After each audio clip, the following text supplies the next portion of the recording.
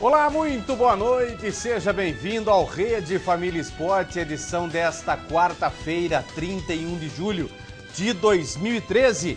31 de julho, último dia desse mês, né? A partir de amanhã nós estaremos no mês de agosto, já estamos praticamente rumando ao final do ano. Parece que foi esses dias mesmo, né? Que nós tivemos aí o início do ano, o início das competições importantes. E olha, nós estamos já praticamente no mês de agosto. Como está passando esse tempo, não? Rápido demais.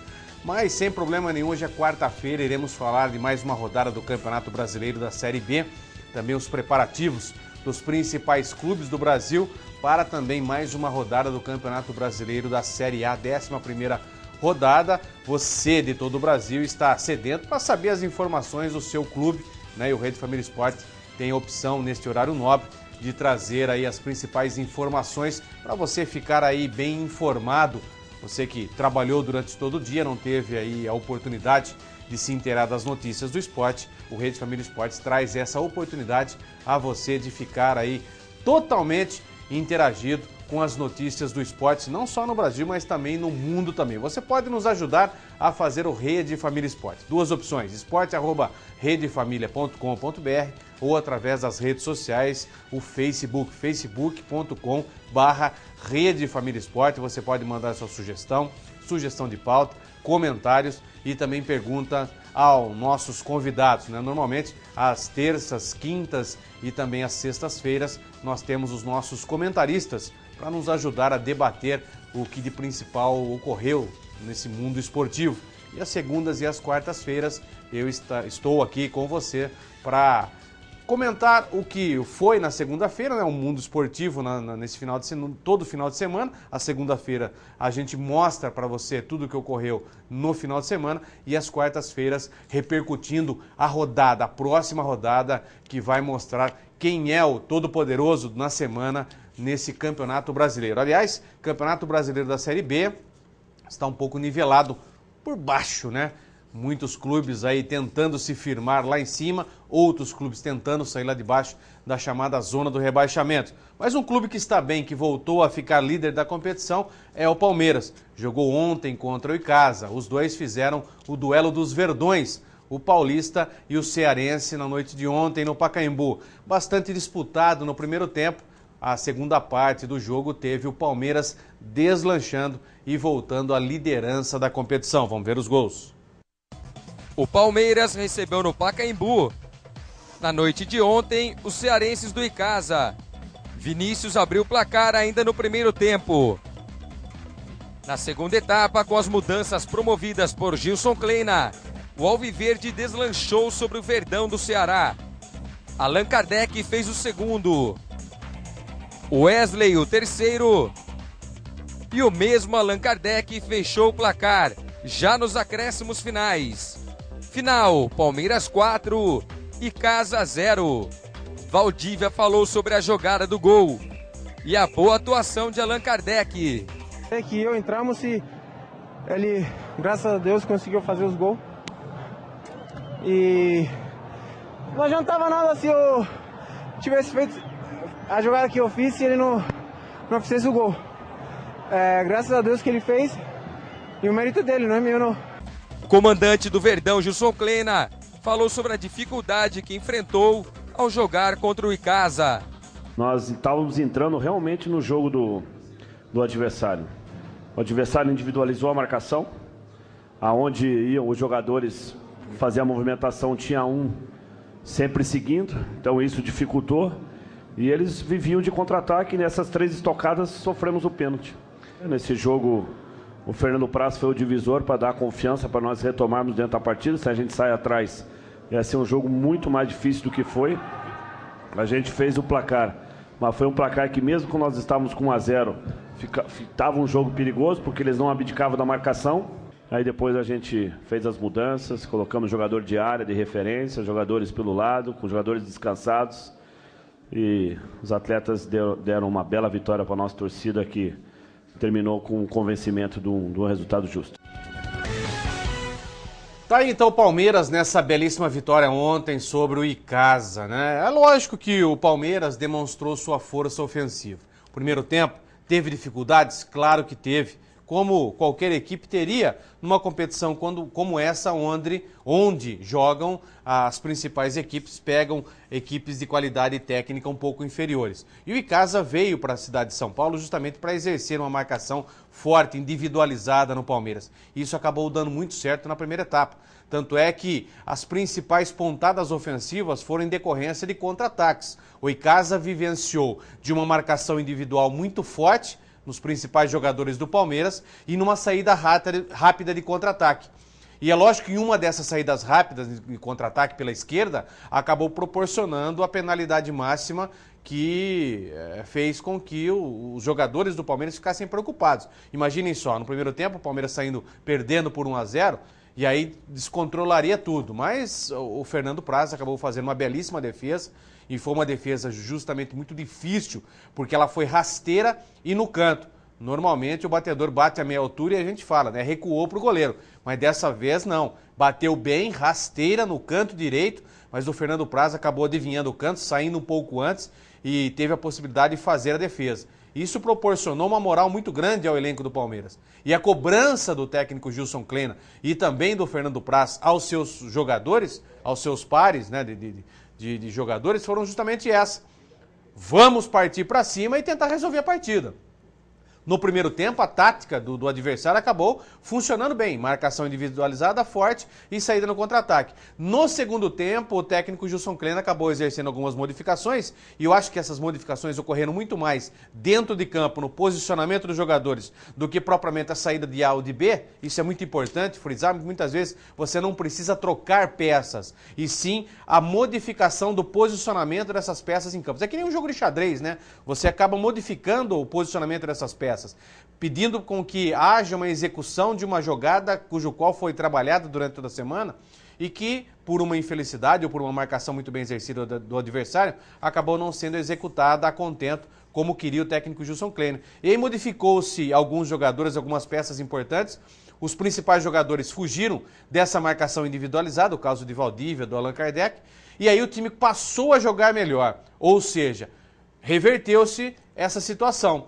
Teve aí o Icasa uma dificuldade de marcar o Palmeiras. E aí começaram a aparecer as jogadas individuais, principalmente do Valdívia, e aí os gols começaram a fluir normalmente. Um 4-0 ficou aí pouco para o Icasa, pelo pouco futebol que veio jogar em São Paulo e pelo volume que o Palmeiras acabou aplicando na segunda etapa. Então, merecido um 4-0.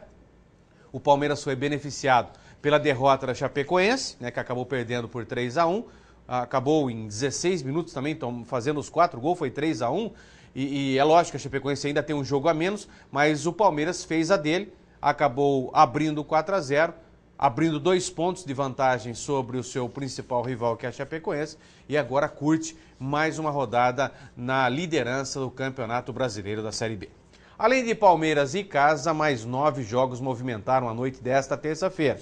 As partidas foram válidas pela 11ª rodada do Brasileiro Série B. Somente Bragantino e Paraná não saíram do empate em 0-0. Então, é hora de ver gols. O Oeste recebeu o Guaratinguetá e venceu. Adriano Alves marcou o gol da vitória aos 7 do segundo tempo. O Avaí recebeu o Atlético Goianiense na ressacada. E Heracles marcou o gol da vitória do time catarinense. O América de Natal recebeu o Asa de Arapiraca. Almir fez o primeiro. E Vandinho de pênalti selou a vitória do Mecão. O Joinville recebeu o Boa Esporte. Edgar Júnior fez no primeiro minuto de jogo. Rodrigo Souza empatou para os visitantes. Lima fez o segundo dos catarinenses. Marcelo Macedo empatou para o Boa. E a vitória dos visitantes veio com gol de Luiz Paulo.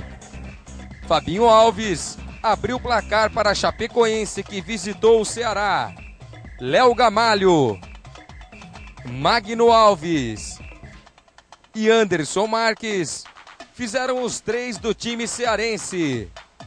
O Paysandu recebeu o Figueirense e se deu bem. Tchô abriu o placar para os visitantes. E Marcelo Nicásio, uma vez no primeiro tempo e outra no segundo, selou a virada e a vitória do Papão. O América Mineiro recebeu o Sport Recife no Independência e aplicou uma sonora goleada. Rodriguinho abriu o placar aos 13 de jogo. O mesmo Rodriguinho ampliou. Williams fez o terceiro. Rodriguinho fez o seu terceiro na partida e o quarto do Sport. Leandro Ferreira fechou a goleada. O São Caetano recebeu o ABC de Natal e fez a lição de casa. Danilo Bueno fez o primeiro. Giovani ampliou para o Azulão. E Eric Flores descontou para o ABC.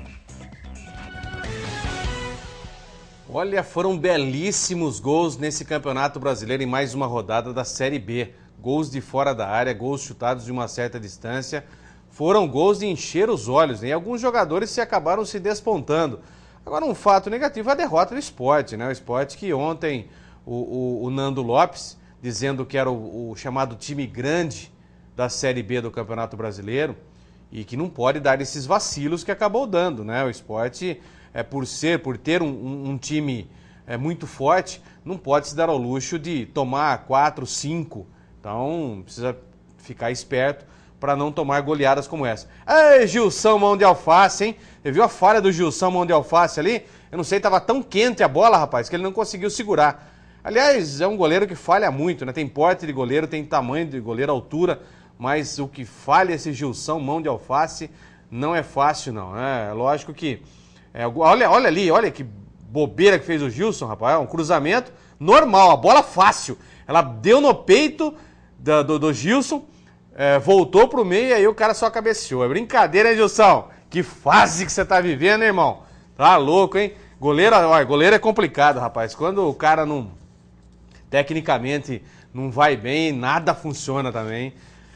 É a Série B do Campeonato Brasileiro, né? Alguns jogos muito bons, né? E depois de ver os gols maravilhosos dessa rodada do Campeonato Brasileiro, vamos ver como é que ficou, né? Como é que ficaram os resultados dessa rodada do Campeonato Brasileiro. Oeste 1, Guaratinguetá 0, Avaí 1, Atlético Goianiense 0, Joinville 2, Boa Esporte 3, Ceará 3, Chapecoense 1, América 2, Asa 0, América Mineiro 5, Sport 0, Palmeiras 4 e Casa 0, São Caetano 2, ABC 1, Bragantino 0, Paraná 0 e Paysandu 2, Figueirense 1. Após esses resultados, a classificação você acompanha agora. O Palmeiras é líder com 25 pontos ganhos, em segundo a Chapecoense com 23, em terceiro Sport 21, em quarto Figueirense e Paraná com 19, em sexto América Mineiro com 18, em sétimo Joinville com 17 e em oitavo o Boa Esporte com 16 pontos ganhos. Em nono, Bragantino, Oeste com 15 pontos ganhos, 11º Atlético Goianiense e Casa, São Caetano e Ceará com 13 pontos ganhos, 15ª colocação Paysandu com 12 e na 16ª posição, fora da zona do rebaixamento, o Avaí também com 12 pontos ganhos. E na chamada zona do rebaixamento, América do Rio Grande do Norte com 12, Guaratinguetá com 11, Asa com 10 e o ABC segurando a lanterninha com apenas 6 pontos ganhos. Logo mais, os gramados da elite do futebol brasileiro recebem 6 partidas válidas pela 10ª rodada do Brasileirão. Vamos ver no plasma os confrontos que começam daqui a pouquinho. Fluminense e Cruzeiro se enfrentam no Maracanã às 19h30 daqui a pouquinho. Atlético Mineiro e Atlético Paranaense também se enfrentam no Independência às 19h30, o jogo dos Atléticos. Portuguesa e Criciúma no Canindé às 19h30, aí os jogos das 21 horas. Coritiba e Ponte Preta no Couto Pereira às 21, Corinthians e Grêmio às 21h50 no Pacaembu, Bahia e Flamengo às 21h50 na Fonte Nova. Grande jogo em Bahia e Flamengo, Corinthians e Grêmio, o Corinthians jogando no Pacaembu. Vamos conferir então agora, né, a escalação do Corinthians, né, completando 240 jogos no comando do Timão. Tite empata com Amilcar Barbui na terceira posição entre os técnicos que mais sentaram no banco de reservas. Ele leva a campo logo mais a mesma equipe utilizada no domingo, com exceção que escalou o jovem Igor no lugar de Fábio Santos. O Fábio Santos tomou o terceiro cartão amarelo no último jogo e acabou ficando fora. E o jovem Igor, uma substituição natural, vem a campo na lateral esquerda. Os possíveis 11 do técnico Tite no 4-2-3-1. Aliás, Tite, precisa mudar esse 4-2-3-1. Está na hora de colocar mais um meia ali, né? Cássio, Edenilson, Gil, Paulo André e Igor, Ralf, Guilherme, Romarinho, Danilo, Emerson, Sheik e Guerreiro. É lógico que esse tipo de situação do Corinthians, de escalação, já vem dando o que falar. Por quê? Renato Augusto já caberia nesse time há muito tempo, né? Eu, se fosse o técnico Tite, tiraria Romarinho e Guerreiro, os dois jogadores que não vêm funcionando na equipe do Corinthians, e colocaria Renato Augusto para jogar e fazer a função. Colocaria o Danilo um pouco mais para a esquerda para jogar ao lado do Emerson Sheik, né, para liberar o Emerson Sheik para jogar bem aberto pelo setor esquerdo. Colocaria o Pato no lugar do Guerreiro e aqui o Renato Augusto para trabalhar pela direita. Eu entraria com um time totalmente modificado do que o técnico Tite vem trabalhando com ele agora. Não porque o time não vem funcionando. Do meio campo para frente é a equipe que a melhor defesa do campeonato. Só que do meio campo à frente é o pior ataque do campeonato. É os dois extremos, né? O Corinthians hoje tem a melhor defesa do campeonato, porém tem o pior ataque da competição também. Então, o técnico Tite já terá que buscar opções. Não é simplesmente mudar com 20, 30 minutos do segundo tempo. O time muitas vezes não tem condições técnicas de assimilar em 10 ou 15 minutos, de executar aquilo que foi treinado. Então, por que não começar com uma equipe modificada, voltar a utilizar o esquema 4-4-2, que o Corinthians já usava há muito tempo atrás, e está na hora, né, seu Guerreiro já está na hora de ir para o banco de reserva. Romarinho também. O que vem perdendo de gols o tal do Romarinho não é fácil, não. Então, um banquinho para os dois seria maravilhoso. O Renato Augusto aqui e o Pato no lugar do Guerreiro seriam mudanças importantes para o Corinthians. Mas o técnico Tite é quem manda, então o professor é quem decide a manutenção da mesma escalação. Nos treinamentos antes de viajar a São Paulo, Renato Portaluppi não deu nenhuma pista de como formará sua equipe. Ele conta com todos os jogadores, já que Vargas e Matheus Biteco retornam após cumprir suspensão. O provável 11 do Grêmio deve ser o seguinte: acho que uma prévia aqui, o time pode ser totalmente diferente. A gente vai colocar uma prévia do que Renato Gaúcho poderá mandar a campo hoje, com Dida, Pará, Werley, Bressan e Alex Telles, Adriano e Riveros, Zé Roberto e Elano, Vargas ou Kleber e Barcos. No último jogo, no lugar do Vargas, jogou o Kleber, acabou fazendo gol, jogando bem. Então o Vargas, eu acho que é um jogador que joga um pouco mais aberto, o Kleber já é mais agudo, né? Então não sei se fará uma boa não a manutenção do Vargas, o retorno do Vargas e deixar o Kleber no banco. Kleber gosta de jogar contra o Corinthians, seria um jogador muito importante hoje para o Grêmio nessa função. E o Corinthians terá dois jogadores para se preocupar, um pelo lado direito, o Zé Roberto, e outro pelo lado esquerdo, o Elano. Por quê? Elano é o homem das bolas paradas, né? Normalmente faltas muito próximas à área, o Elano cobra todas, em cruzamentos laterais também, o Elano é o dono da bola parada. E o Zé Roberto é aquele homem que chega para encostar muito mais nos atacantes. Então é o jogador, é o volante, né, o meia que chega agudo aqui para fazer essa função de terceiro atacante também. Então o Zé Roberto tem que tomar cuidado. A defesa do Corinthians tem que estar muito ligada hoje com o Zé Roberto e também com o Elano, dois jogadores importantes. E o Barcos, a torcida corintiana já conhece, já se enfrentaram na época de Palmeiras, é um atacante um pouco mais de área, não sai muito, deve jogar entre os dois zagueiros do Corinthians, entre o Gil e o Paulo André, deve jogar ali no meio, e o Vargas abrindo um pouco mais pelo setor direito, se entrar com o Kleber, a mesma função. O problema é que o Grêmio vem muito forte. Na minha opinião, é uma das melhores equipes hoje em termos de qualidade do Campeonato Brasileiro, ao lado do Internacional, do próprio Corinthians. Então é uma equipe muito bem, muito madura, né? Com jogadores de qualidade técnica muito boa. Vanderlei Luxemburgo teve apenas um dia para se ambientar ao time. Sem muito tempo, deve optar por manter a estrutura da equipe deixada por Abelão. O maior problema é na lateral direita, Bruno ou o Wellington Silva. Os dois estão lesionados. A opção foi improvisar Jean na posição e lançar Diguinho como segundo volante.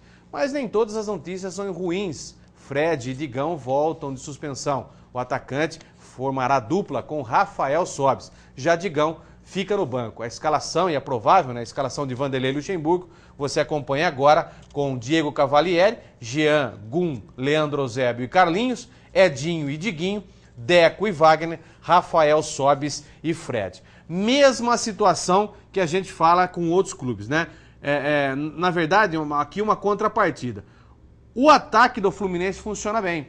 Você tem um Rafael Sobis, você tem um Fred, você tem um Wagner chegando, um Deco jogando um pouco mais pelo meio. Apesar de o Deco não estar bem tecnicamente, já há muito tempo o Deco não vem sendo aquele jogador principal, mas o problema maior eu vejo que são aqui, ó. Esses dois jogadores vêm sendo o diferencial dessa equipe do Fluminense, porque Gum e Leandro Eusébio não vêm reeditando boas atuações no Fluminense. Essa dupla de zaga não vem sendo a dupla de zaga que todo torcedor do Flu gostaria. Por quê? Devido a uma cobertura, a uma falta de cobertura também nos seus volantes? Pode ser que sim. Pode ser, é lógico que para funcionar um setor defensivo a contento, você precisa ter um começo da marcação, um meio-campo que funcione com qualidade. Principalmente o Edinho, que funciona aqui como um volante de contenção. Só que ultimamente, a dupla de volantes do Fluminense vem se preocupando muito em sair para o jogo, em jogar, em dar oportunidades para o meio-campo jogar. E estão se esquecendo de fazer a principal marcação, que é dar cobertura à dupla de zaga. Então hoje nós teremos o Diguinho com a função de saída um pouco mais, para orientar um pouco mais e auxiliar Deco e Wagner na alimentação, e o Edinho fixo um pouco mais para evitar com que a equipe do Cruzeiro possa chegar nesse meio-campo e trabalhar nesse espaço onde está sendo o maior problema do Fluminense. Então o maior problema hoje do Fluminense se encontra aqui, ó, nesse espaço deixado entre os volantes e a zaga. Então estão dando espaço para que o adversário trabalhe e chegue ao gol do Diego Cavalieri com muita facilidade. Diante do Fluminense, o técnico Marcelo Oliveira repetirá a formação que goleou o São Paulo 3-0 e o Atlético Mineiro 4-1 e que levou o time à primeira posição da competição. A provável escalação do Cruzeiro você acompanha agora do técnico Marcelo Oliveira, que é um pouco mais conservador, vai entrar no 4-4-2 com Fábio, Mike, Bruno Rodrigo, Dedé e Egídio, Nilton e Souza, Everton Ribeiro e Ricardo Goulart, Luan e Vinícius Araújo. O bom desse time do Cruzeiro é a integração dos três setores de campo: defesa, meio-campo e ataque. O time está muito integrado e nós pudemos ver isso no clássico contra o Atlético Mineiro. As jogadas, a coesão entre o time é muito boa. O técnico Marcelo Oliveira é um bom técnico, um técnico muito experiente, um técnico esperto. Acabou quietinho, sem muito alarde, dando condições técnicas e físicas para que essa equipe pudesse ter coesão. É isso que muitas vezes a gente cobra num time grande, essa coesão. Os três setores têm que trabalhar de forma coesa, de forma juntas. Então, a maior preocupação hoje do Fluminense é justamente para que o experiente e veloz Everton Ribeiro e também o Ricardo Goulart caiam nas costas, né, naquele espaço deixado pela zaga do Fluminense. Então a aposta do Cruzeiro é essa, que Ricardo Goulart e Everton Ribeiro joguem entre o espaço deixado no meio de campo e a defesa do Fluminense. E a aposta é essa, para que o técnico Marcelo Oliveira possa repetir, né, o que fez contra o Cruzeiro, lógico, contra o Atlético Mineiro, não uma goleada, que a gente não espera uma goleada, mas que possa fazer um bom jogo e também vencer a partida, é o que todo o torcedor cruzeirense espera. O técnico Marquinhos Santos preparou o Coxa no último coletivo com 3 mudanças. O zagueiro Leandro Almeida retornou após cumprir suspensão. O William foi escolhido no lugar do machucado Júnior Urso, mas a principal surpresa foi na armação. O meia Lincoln foi escolhido para entrar no lugar do atacante Geraldo. A provável escalação do Coxa é essa daqui. Então Marquinhos Santos vai de Vanderlei, Vitor Ferraz, Leandro Almeida, Chico e Ibérbia, William Farias, Botinelli, Robinho, Alex e Lincoln, e apenas o Bill na frente, né? É lógico que a gente imagina, e o Coxa não apresentou um bom futebol na última partida, acabou saindo perdendo por 1-0 em casa do Vitória e acabou depois, no segundo tempo, acabou revertendo e empatando a partida, mas não foi um bom resultado em casa não. Então o técnico, o Marquinhos Santos, vai dar uma modificada, vai tirar um dos seus principais atacantes, né, o peruano, e aí coloca o Lincoln para fazer essa função, para encostar um pouco mais no meio Alex. Isso faz com que o Alex tenha a liberdade de poder encostar no Bill. Apesar de não ser muito fã do Bill e achar que o Bill não tem futebol para jogar hoje, o Bill foi muito importante no Curitiba há uns 8 anos atrás. Hoje o Bill não está com tudo isso, né? Então eu acho que o Bill ainda não é aquele homem de referência no ataque do Curitiba. Mas tem esse cara aqui que é o diferencial, que é o Alex. Esse é o cara do Campeonato Brasileiro desse ano, podem escrever, quem quiser pode escrever isso. Então a Ponte Preta terá muita dificuldade e tem que ficar esperto com esse cara aqui, Alex. Esse é o homem do Campeonato Brasileiro. Se não tiver uma marcação forte de um dos volantes, aonde o Alex for, um volante em cima, a Ponte Preta perde o meio de campo e, consequentemente, terá dificuldades. Então, a marcação deverá ser exercida muito forte. O Robinho, a gente sabe que já é um atacante, né, um meia, mas que faz a função de atacante e deve encostar um pouco mais com o Bill pelo setor direito. O Lincoln deve aparecer um pouco mais pelo setor esquerdo, fechando para liberar um pouco mais o Alex. E o Williams Farias e o Botinelli também gosta de aparecer de vez em quando, também é um homem surpresa que pode aparecer. Já o William Farias é o homem da marcação, é o homem de proteção da zaga. O Chico jogou no Palmeiras, é um volante, que foi adaptado no Curitiba para jogar de zagueiro. Não sei se o técnico Marquinhos Santos vem fazendo certo. Eu não gosto muito do Chico atuando como zagueiro. Eu prefiro o Chico jogando como um cabeça de área, como volante, marcando muito forte. E ali ele se dá bem. O Palmeiras ele entrava e fazia diferença ali no meio de campo. Agora, como zagueiro, eu acho que a falha do Curitiba está justamente pelo lado esquerdo, com o Chico fazendo essa marcação. Na Macaca, 2 novidades em relação à vitória sobre o Santos, ambas por opção. O lateral direito peruano Luiz Advíncula entra no lugar de Arthur. No meio, Fernando Bob estava cotado para estrear, mas um incômodo no tornozelo levou o departamento médico a vetá-lo. A vaga sobrou para Giovani, que é exemplo de Advíncula, receberá a primeira chance entre os titulares. A escalação da Ponte Preta você acompanha agora no 4-3-3 do experiente Paulo César Carpegiani. Roberto, Luiz Advíncula, Ferron, Diego Sacomã e Wendel, Baraca, Giovani e Ramírez, Chiquinho, William e Rildo. Tá aqui então a Ponte Preta. Normalmente ela bota uma linha de 3, né? São tanto Giovani quanto o Baraca e apenas o Ramírez, que é o meio de campo. O Giovani encosta um pouco mais para fazer essa marcação junto com o Baraca. Esse vai ser o homem responsável pela marcação em cima do Alex. Esse vai ser o diferencial. O Baraca é um exímio marcador. É o chamado pulga, né? Aquele cara que vai para cima e que marca mesmo, não vai deixar o Alex jogar. Se conseguir fazer isso, a Ponte Preta terá grande chance de vencer o Coritiba lá no Couto Pereira. Agora, se não conseguir, aí sim vai ter dificuldades a Ponte Preta. Então o homem-chave hoje da Ponte Preta está aqui na marcação do Alex, é o Baraca. O Ramírez é o homem para articular esse meio-campo, fazer com que a bola chegue em qualidade ao Rio do Will. O Rio a gente sabe que é o jogador que abre muito pelas pontas, chega com velocidade, é o homem da velocidade, em cima da zaga com o Chico, né? Eu acho que o Rildo pode se dar muito bem.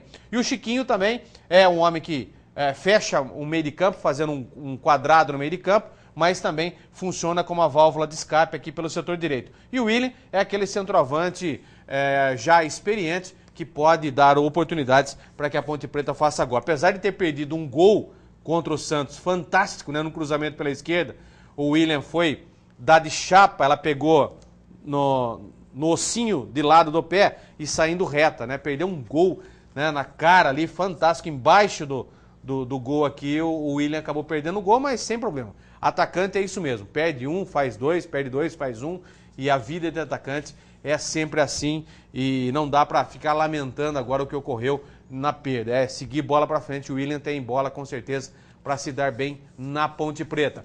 Você acompanhou aí o que de melhor vai acontecer e as escalações dos clubes que vão fazer essa 6ª rodada do Campeonato Brasileiro da Série A. Logo após as nossas mensagens comerciais, voltaremos com a segunda parte do Rede Família Esporte.